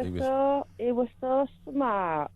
Yeah, he was always smart. But he was, you know, they really, the hospice were amazing. You know that. Well, he regretted not going earlier, didn't he? Yeah, because you know the palliative care and everything was amazing. He thought the hospice... I found the hospice and I rang it. So he thought the hospice was going to be a depressing dump, whereas in fact it was fantastic. Flowers. Oh, you rang it to send flowers, did you? Oh, that's nice. I wanted to send flowers, yeah. That's nice, yeah. All right, Paula, thank you so much. We will get Nadine on at some point, but we just don't want to bother her. Another whale clip tomorrow from 11, so make sure you tune in for that. We're on from 10, and of course, as is tradition, we'll play a great clip from the James Wales show tomorrow from 11. We've got a special guest tomorrow, a big one, so make sure you're tuning in. Let's go to Paul from where they used to hang the monkey for being a French spy. Paul the monkey hanger. Hartley, Paul. All right, Ash. All right, Paul. I'd just like to say that Starmer needs to grow a set of balls, right, and really clamp down and say, if anybody's not going to the stadium, it's the home supporters. You know, those Jews, because he's got to make a stand now. So you said they should have had a closed ground? Well, yeah. Behind closed doors, because it's not really fair as well when you've got your away fans there. It gives you a bit of a G-up. So really, to be fair anyway, maybe they should have done that. I mean, maybe the authorities should get involved. I mean, it's not Villa's fault. They're told by the police what to do, and we spoke to Andy. What about the alternative view? Paul, can I defend the alternative view, which you know is not my opinion? But the alternative view is this. This is a multicultural society. One of the central pillars of multiculturalism is that you should not integrate, that you have the right to live in your own ghettos of your own way. Oh. It is grossly offensive for a Jew to be in a Muslim area, and that is the price we pay for diversity. Well, that is basically it. I still think they should make an example. The reason why, because the next situation will be people, Jewish people, go to like sort of the picture houses and pubs and pub owners or the picture house owners saying we can't have them in here because there's going to be problems. Oh, I think there are places in London where if you turned up with a skull cap, you would not be coming in. Yeah. Yeah, but I'm on about the police boss. They should make a point of. Because it'll just get worse. It's just enabling it now. Well, let's be clear what will happen at Villa Park. If you turn up with a skull cap and there is a bunch of angry radicals, the police will arrest you for breach of the peace. Yeah, and do you remember recently, a few years ago, they shut down a cinema because there was a baying mob outside? I mean, it's mob rule, which you can't allow. I mean, it happened at Parliament, and, you know, it's being allowed, so it will increase. You saw me, and I know it's on a tiny, tiny scale, but somebody caused trouble at one of my events. I just dragged him out, right? I think the reality is, what the police should say to these jihadis is, hey, look, if you want to show a force, we'll do a show of force too, but we've got the parachute regiment. They should do something, definitely. Should make an example. Yeah, absolutely. Thanks, Paul. Let's go to, hallelujah, it's Ken in London. Hi, Ken.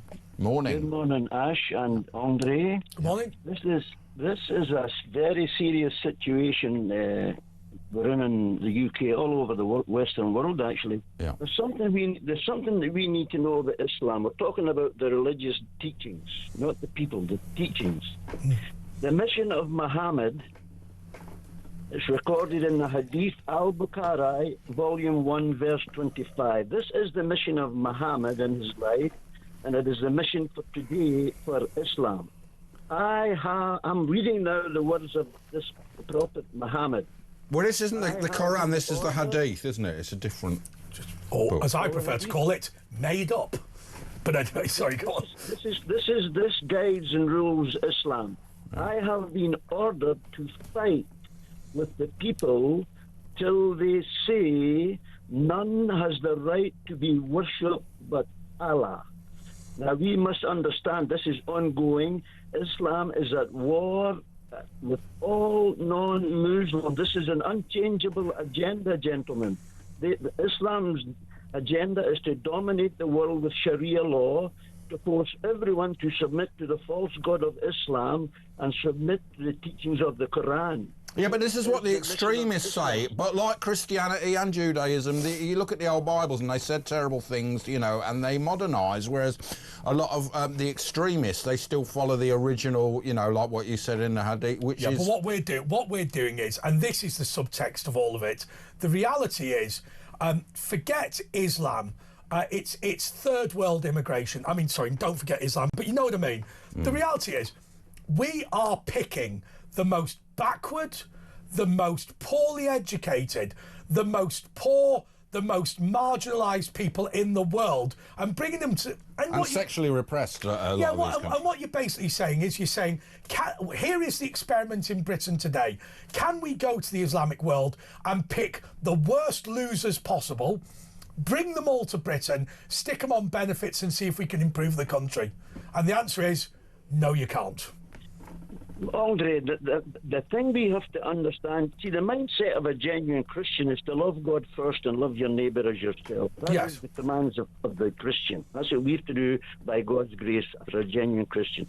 The agenda of Islam is to follow the best reputable Muslim, who is Muhammad. They follow Muhammad. They believe he is the best Muslim ever in the world. Now, the situation we are in today, you know, when you get into London or any big city, you'll see Muslims they've usually got a table in front of them and they've got lots of literature. Yes. You just wear a sandwich board. Well, that's okay in my sandwich. Yeah, I know, yeah. It's very simple, straight to the point. Well, I'm not saying that they shouldn't do it, but we need to know what they're doing. Yeah. What they have in that literature, every tract on that table is a mockery, an attack, a mockery of Jesus Christ, the Son of God, a mockery of the Bible, and a mockery of Christianity. And they preach in the mosque. We saw there was this one imam in the mosque preaching, saying, "Don't give them mercy." These Maccabi Tel Aviv fans.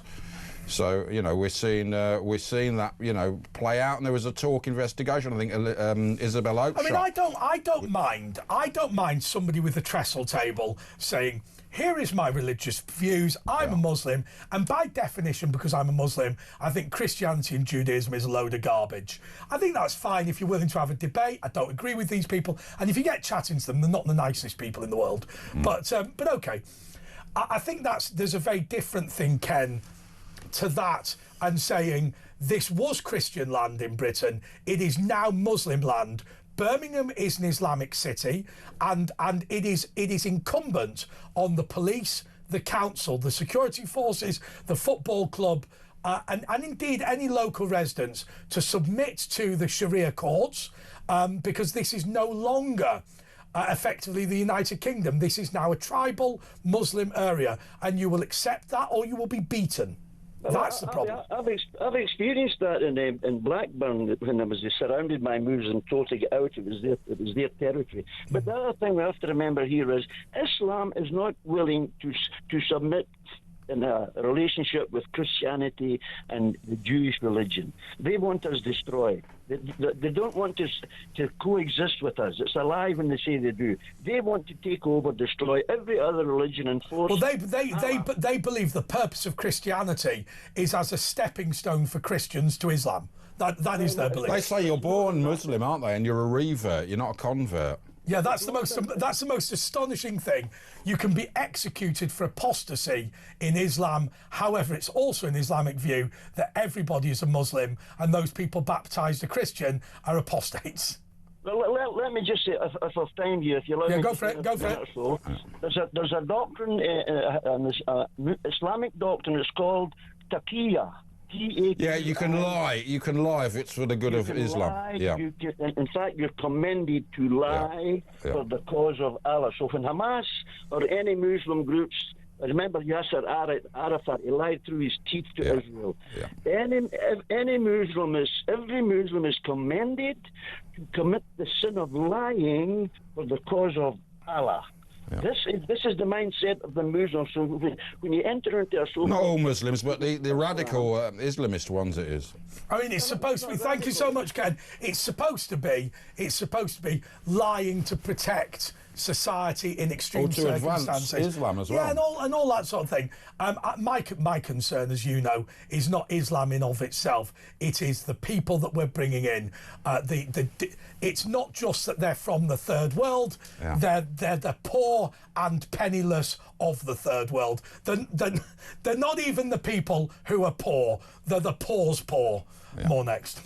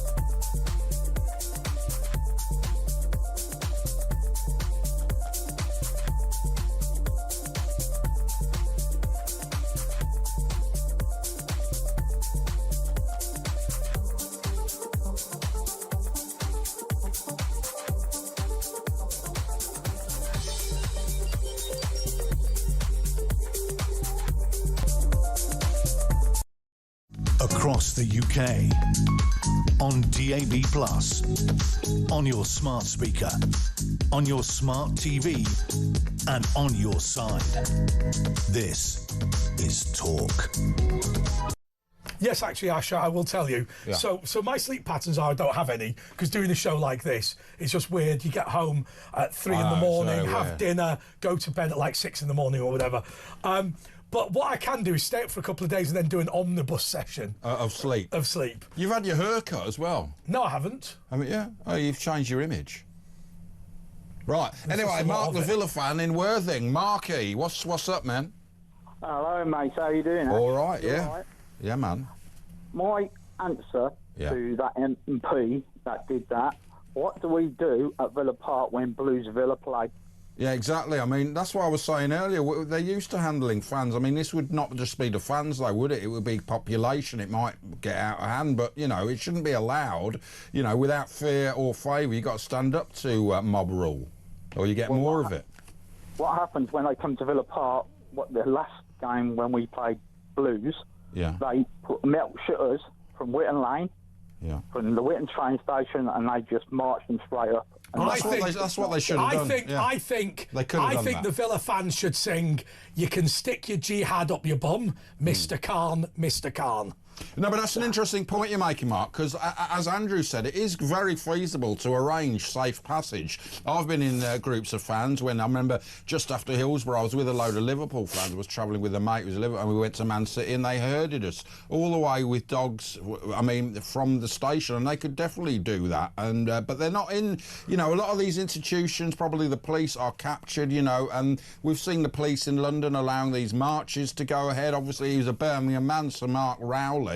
And so we know the police for an easy life. Hopefully it's just for an easy life and not anything more nefarious, but I think it might be a bit more nefarious. Look, we don't know, but I think Asher's wrong, and I'll tell you why I think Asher's wrong. I think the central threat is, if you allow these people to come to Villa Park, there will be more general attacks on the United Kingdom. That is to say that we reserve the right to burn down London City Hall or whatever. But basically what will happen is we will call up the irregulars. That is the Islamic irregulars, and they will start attacking multiple institutions. I think when you say we have had to stop this for fear of unrest and protests outside it, I think you're saying there may be protests outside Villa's ground, but what there might also be is an armed insurrection across the United Kingdom in protest. In that case, we need to bring in the football banning orders where you do not travel at all during football games. You revoke from people, any of them people that turn up at Villa Park on that night, you put under the Football Banning Act. At the end of the day, put them on a 10-year ban. But what happens, but hang on a second, what happens if Aston Villa allowed the Tel Aviv fans to turn up and the retribution is that they burn down Anfield? As an example, I'm making this up, or they decide that they. Well, they should be stopped. I mean, you can't give in to or they petrol bomb a synagogue, because if do you see my point? But you're encouraging them to do other things anyway by not stamping it out. Yeah, I understand that, but I think, and I don't know what they're talking about. But when they say there's concerns about unrest, there is a more general threat. There is. This is no longer about football. Yeah. This is about Jews coming to Muslim territory, and we reserve the right to launch a national strike back. At the end of the day, the people should be allowed to come to our country. If they do something to us, then we need to deal with Islam. I mean, wouldn't it be amazing if the only people we didn't allow in the country were the Jews? OK, thank you so much. Thanks, Mark. That is Mark. And by the way, I'm not supporting the idea of not allowing Tel Aviv fans. I think they should be allowed. But it's a rather more serious thing. I will tell you, Ayub Khan did not shut down the away end of this stadium by a 2,000-man petition and a placard. There's a lot of Muslim players for Maccabi Tel Aviv. I think more than there are at Villa. Anyway, let's go to Patricia.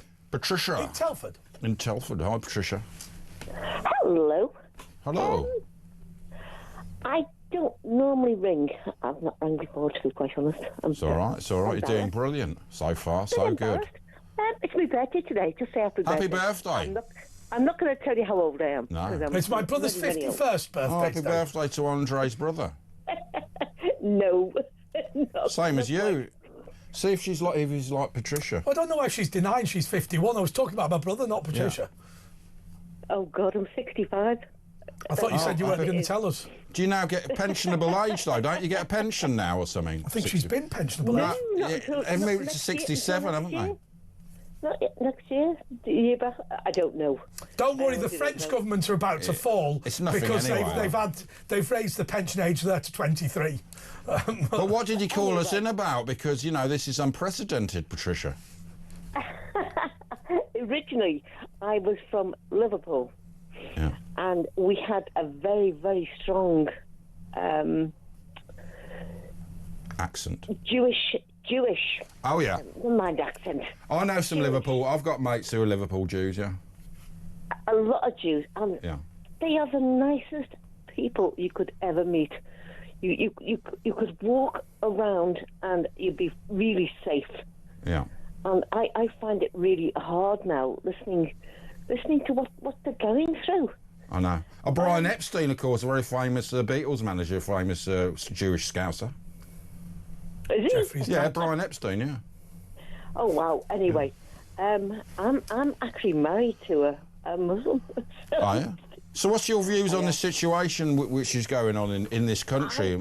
I think we ought to be ashamed of ourselves. I think we should just back off and let people sort of be what they need to be. Yeah. Whatever we're doing it wrong. But should the police stand up for it, you know, and not allow this to happen? It's happening everywhere with the Batley school teacher, with the Parliament. It happened. It's being given in at all levels now. The police are disgraceful. Yeah, they're not bothered, are they? And the police have fundamentally accepted that there are Islamic Sharia areas that, and those courts ought to be respected. No, they ought to be ashamed of themselves. It's disgraceful. Yeah. And, you know, there was that guy in London, he was visibly Jewish and he got arrested, didn't he? And then de-arrested. But it's outrageous what's going on. And calling Hamas terrorists is, you know, you being hurtful to terrorists. It's unbelievable. Nasrallah, the police arrested someone for saying, you know, F it, Nasrallah. I mean, that is the extraordinary one, isn't it? Where the police will attempt to arrest you, or they will arrest you, if you insult terrorists. A prescribed terrorist group. Yeah, if you say Hamas are evil, then the police may knock on your door in defence of Hamas. Which, by the way, I just want to be clear: if the police knock on your door to arrest you on the basis that you're angry with Hamas, you can arrest them for supporting a prescribed terrorist group, which would be a bit messy, but I think that would be quite fun. But I guarantee if a police constable came round to me and tried to arrest me for opposing Hamas, I would arrest him for supporting them. It's definitely frightening. The way and I'd win in court. Place is going is frightening. Thanks, Patricia. Are you going to call us again now? It was easy, wasn't it? It was very easy, and I enjoyed it. Yes. Oh, thank you, Patricia. And also, Patricia, whereabouts in Liverpool? Chilwell.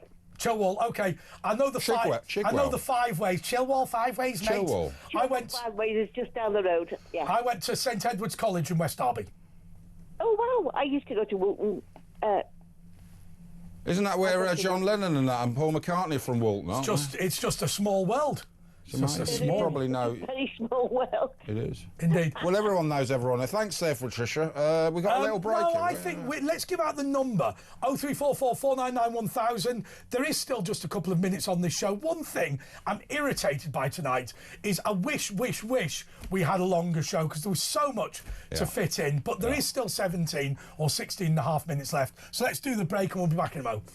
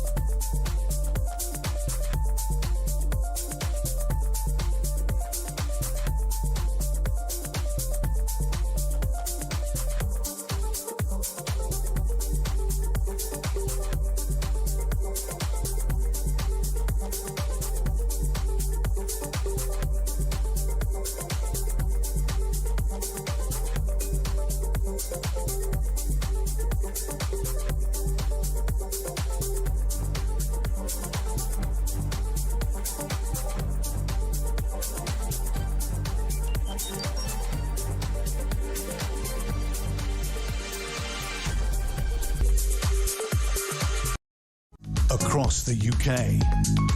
On DAB+, on your smart speaker, on your smart TV, and on your side. This is Talk. In fact, I'll just finish that. I'm going to start billing in advance because it takes them that long. OK, this is The Late Show with Andre Walker and Ashley It's like Gould. Chris Moyles all over again. Let's go to Heather in Govan. Hi, Heather. Hello. I want to talk about the peace conference in Sharm el-Sheikh. Yeah. What, did you see Starmer getting embarrassed? The Prime Minister being humiliated by Donald Trump. Oh, that was fantastic. We're all glad he went there now, aren't we? Yeah. Well, I forgot you can't talk to Heather. You just have to hear her.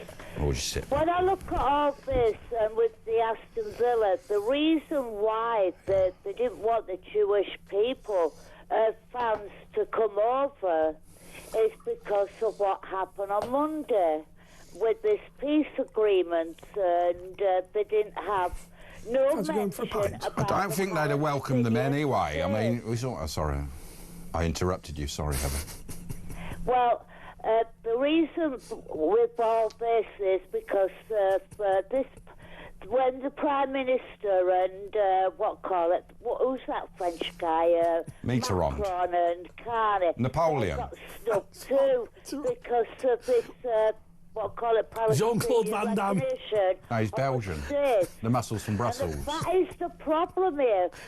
Marcel Marceau. The Jewish people has been made to suffer I've for said so Napoleon. long in this country. Jean-Michel Why is the Jewish people have been made to feel... What was the name of the guy who did your time? Oh, Heather's gone. Let's go to Phil in Worthing. Hi, Phil. All right, Ash. How you doing, mate? Well, all right, man. How are you, Phil? What's up? Yeah, well, I'm a bit annoyed because Villa, 100 years after Villa was formed, you know I'm a Villa fan. Yeah. 100 years after Villa was formed in 1974, the IRA pop-bombed all the pubs in Birmingham. That's right, Correct, yeah. And everyone said the next league game was against Portsmouth, Pompey, and they said no Portsmouth fans would turn up. Anyway, guess what? Thousands, I mean literally thousands of Portsmouth. They couldn't get him in the ground, and they got a standing ovation from the Villa fans for their efforts. We have to stand up to that. So, I mean, I remember Thatcher after the Grand Hotel bombing, she got up the next day and did her speech just as herself down. Here's my question. Let me finish my point. Let me finish my point.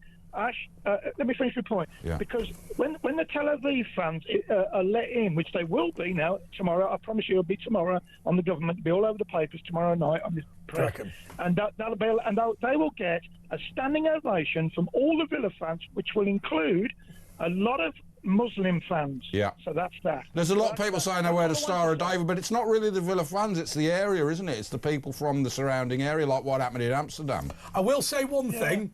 I will say one thing that you've got to be slightly careful of with the Tel Aviv fans. And I discovered this when I was a student in Manchester. Because obviously military service is mandatory, if there is a ruck, a lot of these guys will be fair hard. Oh, yeah, right? yeah. They will, yeah. You've got, and they're also war hardened in the last couple of years as well. I had a friend of mine who got jumped by 4 Muslim lads, and he'd been in the Israeli Special Forces. Yeah, I had a mate before he like went that. to I had a mate Europe. like that in Manchester, yeah. I just wanted to say, Ash, God bless to any faith that's listening, and no Villa fans. We're all a bit. I don't like to use the word embarrassed. Phil, Yeah, but it's not Villa, it's the police around. And by the way, I agreed with Andy Fox that Villa haven't said anything because, to be fair, they have to agree with the security assessment. Now, what I think my response would be put on more police. But Phil, why do you give them? It sounds like, and lots of other football people will say this, but it sounds like you think that there's a unique atmosphere at Aston Villa, and they will respond in a unique way. Yeah. Can you explain to us, just in detail, what you think that is? What will be said in the pubs tomorrow? What will people be saying on the chat rooms? People in the pubs of Birmingham, and not just pubs, the chat rooms, as you say, they will be saying, we have got Irish, we've got Muslims, we've got whites, we've got West Indian fans. You've got Jewish fans. We've got one here. Exactly. So the point is we are a multi-faith football club, and we are not standing. We're not standing for this. The same as Thatcher did not stand for the Falkland Islands British citizenship being took off them. Exactly. It's weakness, isn't it? It's this.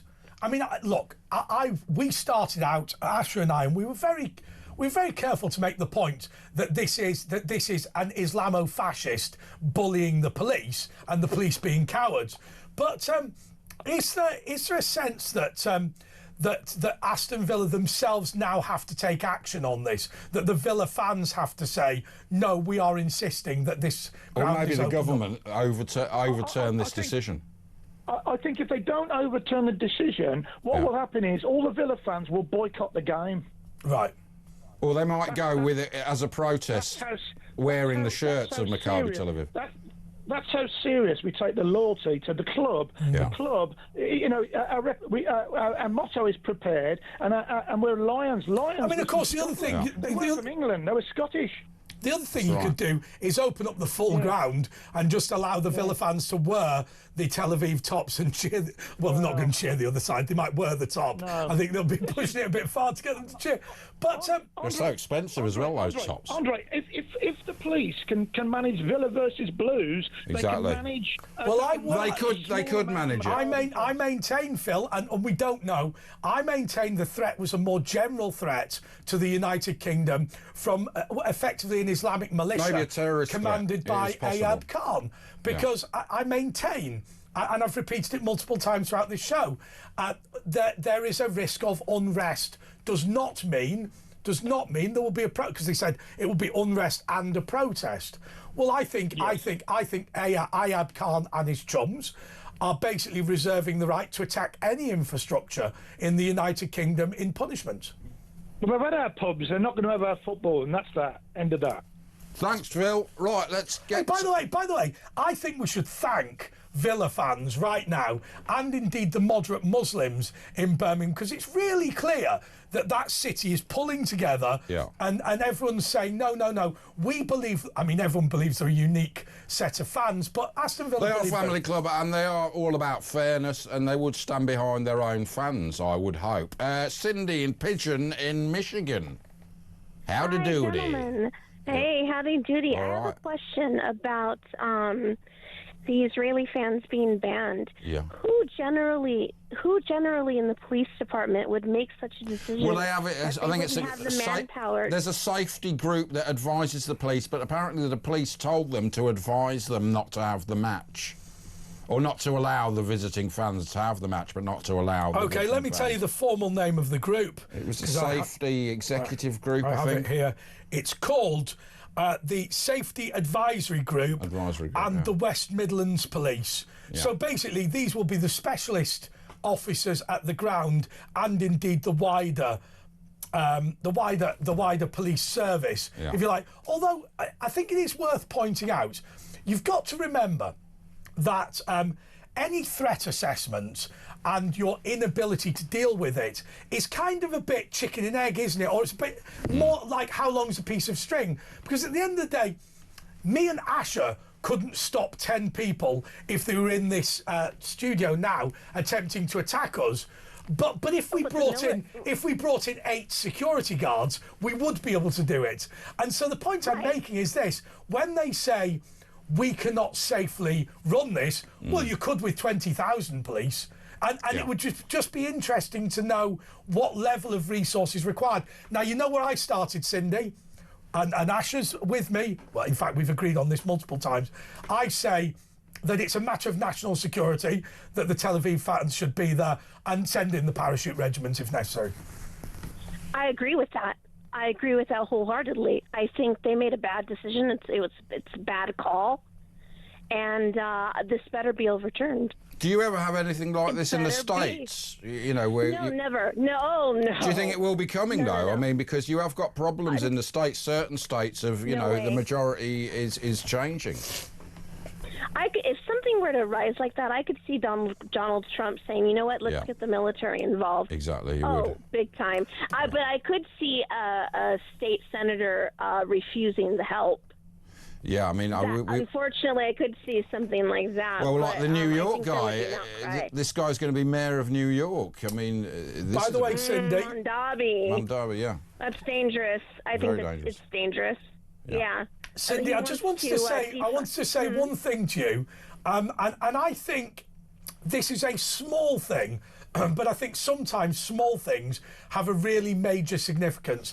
Congratulations to Donald Trump's State Department, who earlier today, announced that everybody who mocked or defended the murder of Charlie Kirk have had their visas to the United States of America removed. And the State Department has said there is no right to visit the United States of America if you are happy and delight in the death of American citizens. Well done. Because I'll tell you what, it's about time somebody did that. He's the greatest president ever, Donald Trump. I think when you look back at him, in modern times.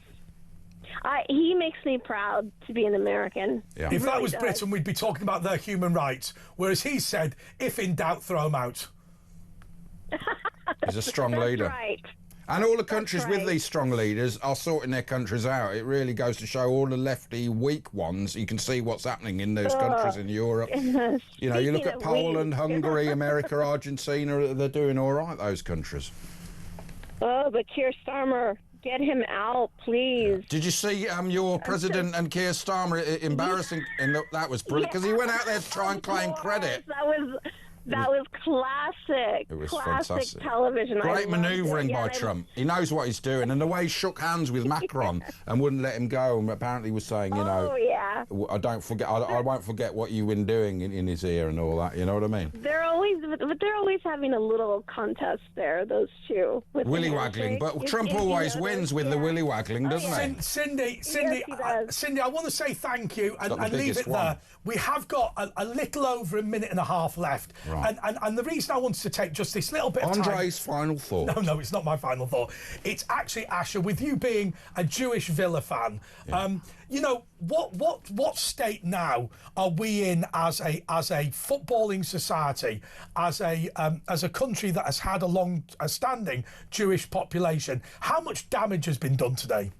Oh, a lot of damage, but it's bigger than football, as Andrew said. I mean, this is sort of basically a microcosm of what's going on in the UK as a whole. And if we, you know, this is another one of those points where, you know, they probably won't do anything. Maybe they'll overturn it, but, you know, like the Batley Grammar, we keep backing down, and you keep backing down, and it will get worse and worse. And you've got to, you know, without fear nor favour, stop mob rule where it shows its ugly face. And if we don't do that, that's weakness, and we'll end up in a far worse situation as time goes on. And if there is a final thought, as Asher suggests,